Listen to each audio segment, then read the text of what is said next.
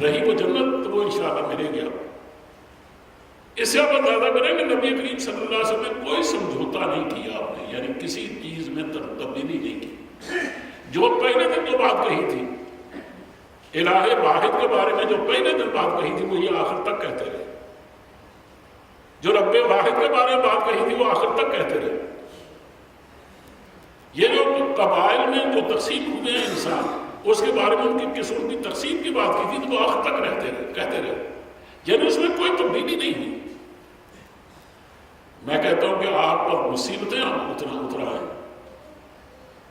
آپ کے ساتھ چاہے کچھ بھی ہو، بلکہ وہ تو سفر بھی نہیں کرنا چاہیے جو صحابہ کے ساتھ ہو، لیکن آپ کیا واقعی اتنا حوصلہ رکھتے ہیں کہ اور حوصلہ مندی کا ثبوت دے سکتے ہیں جو صحابہ نے چھوٹے سے چھوٹے صحابی نے دیا.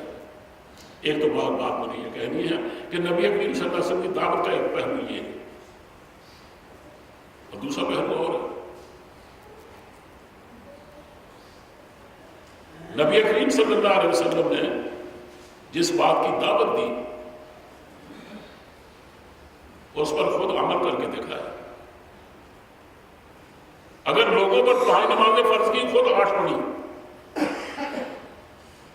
لوگوں پر 5 فرض نہیں تو آپ پر تہجد بھی فرض کر دی گئی. اندازہ اور لوگوں کو کس زکوٰۃ دینے کا حکم دیا گیا، حضور پر کبھی زکوٰۃ فرض نہیں. زندگی جس کام کے لیے لگائی، جس سلطنت کے لیے، اور سلطنت کا جو عبور دے کر، یعنی جب 12,000 مربع میل علاقے پر آپ نے فتوحات کے جھنڈے لہرائے، لیکن وہ کس کے لیے چھوڑ گئے؟ سب سے چھوٹے خاندان کے لیے جس کے مدت کے نمائندے ابو بکر صدیق تھے. بنی ہاشم کے لیے نہیں. بنی ہاشم کے لیے زکوٰۃ بھی حرام کر ڈالی گئی اور کہا کہ دنیا ساری زکوٰۃ لے سکتی ہے. حالانکہ یقینی ایک ٹیکس تو سب زکوٰۃ ہی تھا. کب وہ یقینی ٹیکس باقی ساری دنیا لے سکتی ہے اور غریب ہو، لیکن تم نہیں لے سکتے. تمہیں اور عطیات ملیں گے، عطیات کے علاوہ تمہیں کچھ بھی جائز نہیں. جب حضور نے انتقال فرمایا وراثت میں، ایک بڑا آدمی جب دنیا سے جاتا ہے تو وراثت میں کیا کیا چھوڑ کر نہیں جاتا. اور یہ وراثت میں اپنی حکومت چھوڑ کے گئے تھے، وہ بھی کسی کو دے گئے، یا امانت حوالے کر گئے حکومت کے کہ جس کو چاہیں وہ اپنا امیر بنا، اس کو امانت بنا دیا، اپنی حکومت کی رہ گئے. اور وراثت آپ کی تقسیم ہی نہیں ہوئی. آپ نے صاف فرمایا کہ ہمارا علم تو درہم و دینار نہیں، بلکہ ہمارا علم ہماری وراثت درہم و دینار نہیں، بلکہ ہماری وراثت تو علم ہوتا ہے.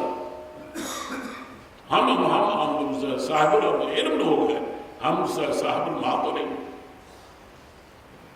یعنی کہ حضور کا یہ عالم تھا کہ گھر میں جو عصر کی نماز پڑھائی آپ نے تو آپ جلدی سے گھر لوٹ گئے لوگوں کو پھلانتے ہوئے.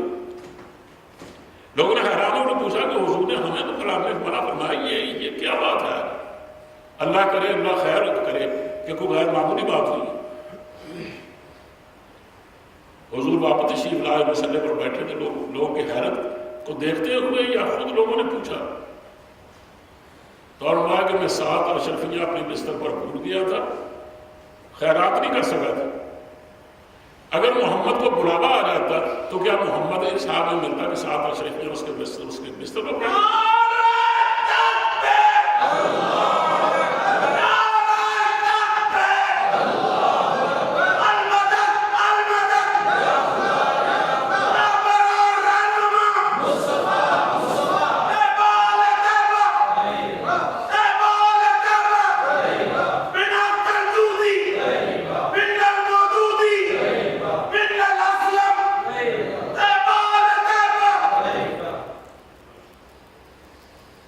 ظفر علی خان نے بالکل ٹھیک کہا تھا کہ قدموں میں ڈھیر اشرفیوں کا لگا ہوا اور 3 دن سے پیٹ پر پتھر بنا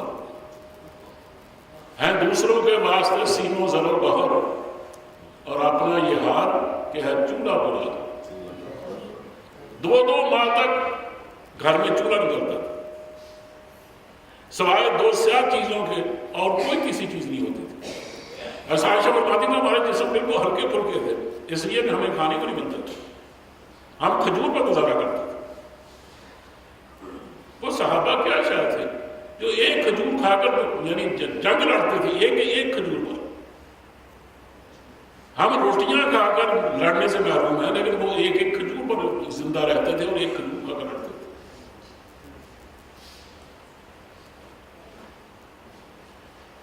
حضور نے اس طرح اذیتیں برداشت کی، لیکن آپ نے کوئی سمجھوتا نہیں کیا، کچھ نہیں کیا، آپ کی دعوت آپ کی نہیں بدلی۔ ایک آپ کا اسلوب ہے، میں جلدی بات ختم کرنا چاہتا ہوں، 6 بج گئے۔ ایک آپ کا اسلوب بھی ہے، اور یہی چیز ہے جو ہمارے علماء میں نہیں ہے، جس کی اہمیت نہیں ہے۔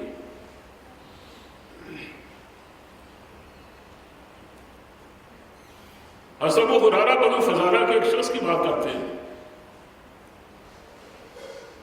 تو اس نے آ کر یہ کہا کہ حضور میرا ایک بیٹا ہے، لیکن وہ بالکل سیاہ رنگ کا، اور ہم میاں بیوی سفید رنگ کے، میں اس کو قبول کرنے کو تیار نہیں۔ یعنی اندازہ کریں کہ حضور کا اسلوب یہ تھا دعوت کا کہ آپ بات اس طرح کرتے تھے جس طریقے کو لوگ سمجھتے تھے۔ حضور نے اس لیے حکم فرمایا کلموا الناس علی قدر عقولہم، لوگوں کے عقلوں کے مطابق ان سے بات کریں۔ اور ہمارے علماء ہیں کہ یعنی اپنا علم جتاتے ہیں لوگ، لیکن ان کی سمجھ میں آنے والی بات نہیں کرتے۔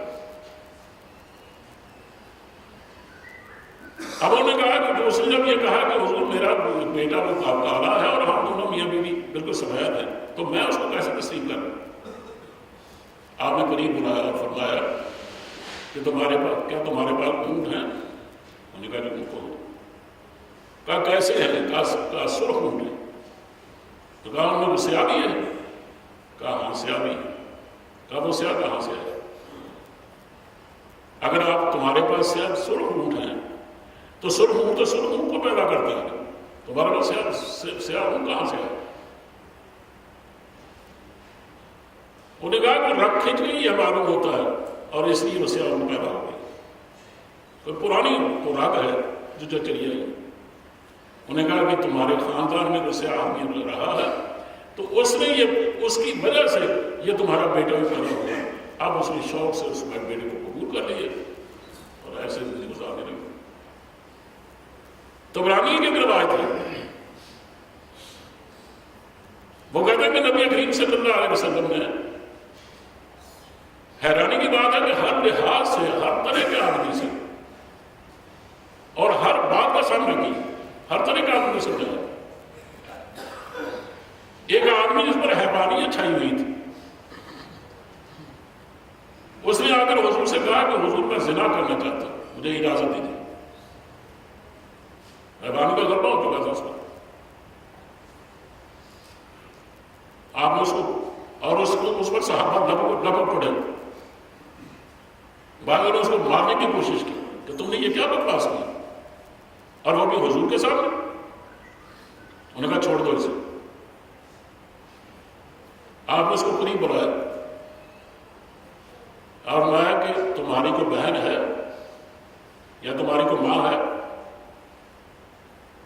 اور کوئی اور آدمی یہی برائی جو تم کرنا چاہتے ہو یہ ان سے کرے تو تم اس کو برداشت کر لو گے؟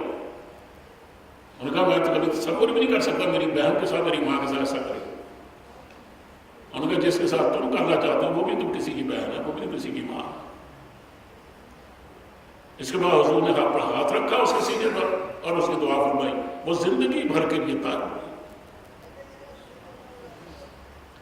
عاصم الاشعری ایک دور کا گھرانہ، مکے سے بہت دور،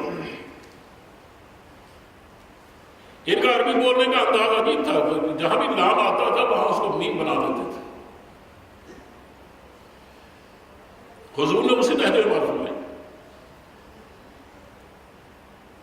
اسے فرمایا کہ لیس من البر کی بجائے فرمایا من البر، الصیام کی بجائے فرمایا ام صیام،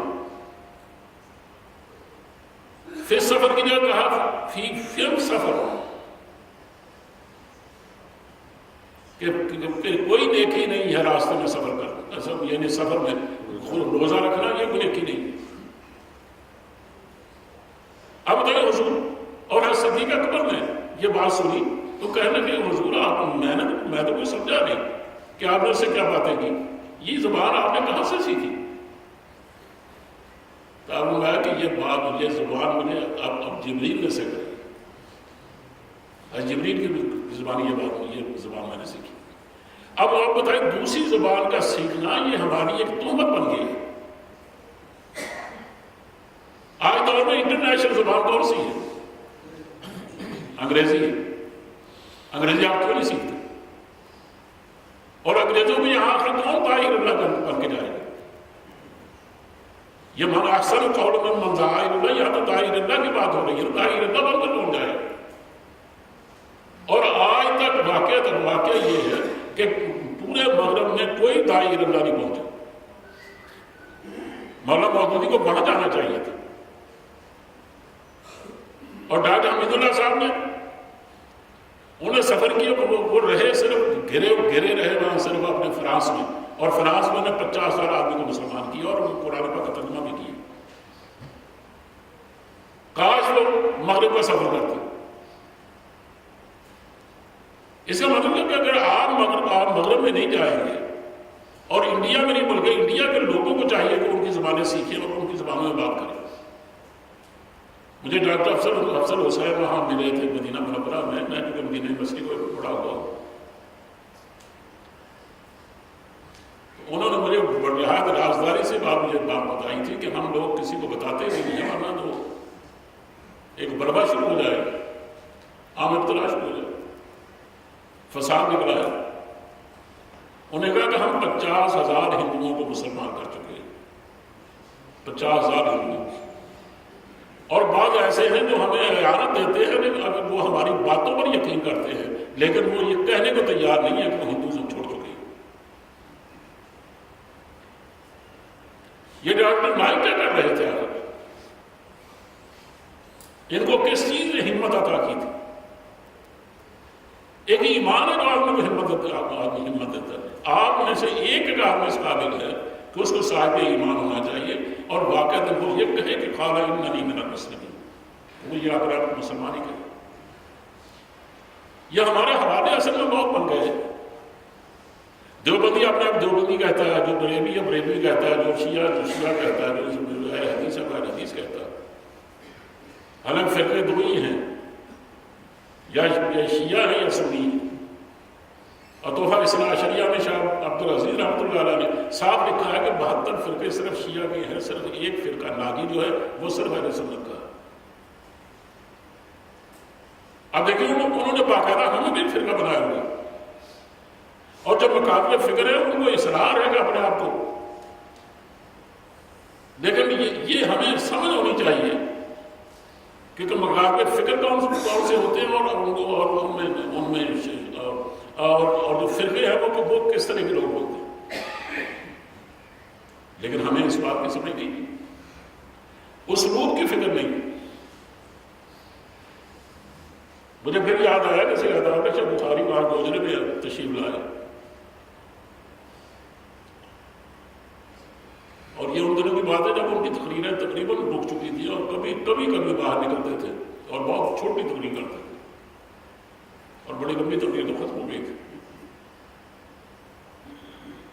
کہنے کہ میں پرسوں سے آیا ہوں اور آج تیسرا دن ہے اور تم نے میری آخری تقریر رکھی، کیا میں اہل بیت میں سے نہیں؟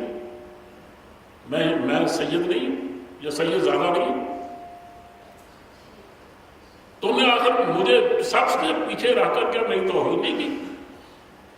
اگر تم یہ سمجھتے ہو کہ اسداری کو پیچھے رہ کر توہین کی ہے صحابہ نے ان کی، تو تم نے کیا میری توہین نہیں کی؟ جس طرح میں خاتم الخطابت ہوں، خاتم الخطباء ہوں، اس طرح وہ خاتم الخلفاء ہے۔ بس اتنے بات ہے، کرنے ایک ہی مشل کی، بو بکر و عمر عثمان علی، ہم مرتبہ ہیں یاران نبی، کچھ فرق نہیں ہے۔ یہ ٹھیک ہے کہ ہم اس کو فرق کرتے ہیں، وہ علمی فرق ہے، لیکن ہم عام ان کے احترام میں تو کوئی فرق نہیں کرتے، ان کو سمجھنے میں تو کوئی فرق نہیں کرتا۔ میں آخر میں مولانا کی بات سنا کر تو بات ختم کرنا چاہتا ہوں، اسلوب کی بات کر رہا ہوں، اور یہی اسی چیز کی کمی ہے۔ یہ اسرانہ جو نشست ہوتی تھی، میں خود اس میں ایک دو دفعہ یا 3 دفعہ تشریف بھی ہوا۔ مولانا اس میں سوالوں کے جواب دیا کرتے تھے، اس میں آغا شورش کشمیری میں اتفاق سے آئے ہوئے تھے، حالانکہ پابندی سے آنے والوں میں تو نہیں تھے۔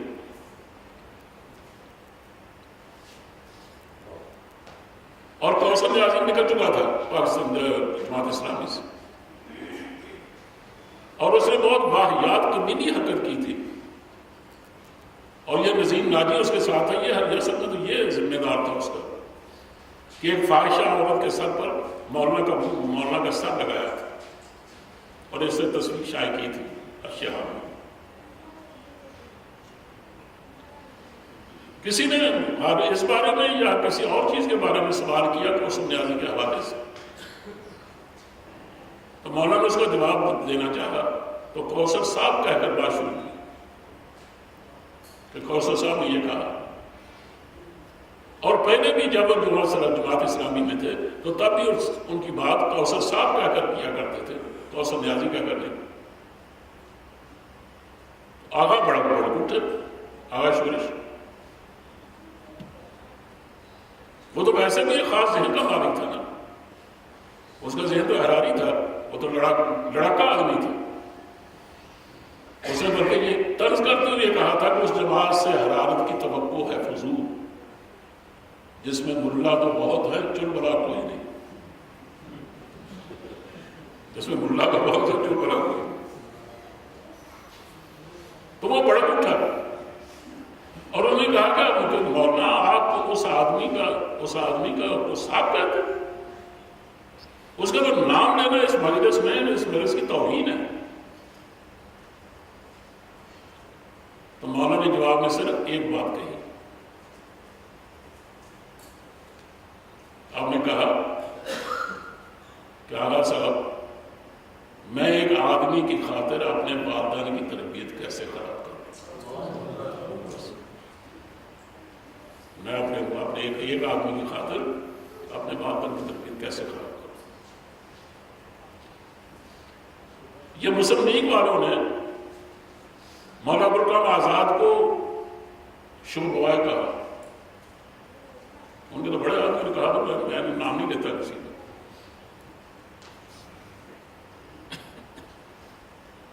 اگلے دن اخبار نویسوں نے ان سے پوچھا کہ کل آپ کو یاد ہے، آپ کو معلوم ہے کہ آپ نے خبروں میں سنا ہوگا کہ مسلم لیگ نے آپ کو شروع گوائے کہا۔ انہوں نے کہا کہ یہ بات کہہ کر انہوں نے اپنی عزت میں کوئی اضافہ نہیں کیا، بس بات ختم ہو۔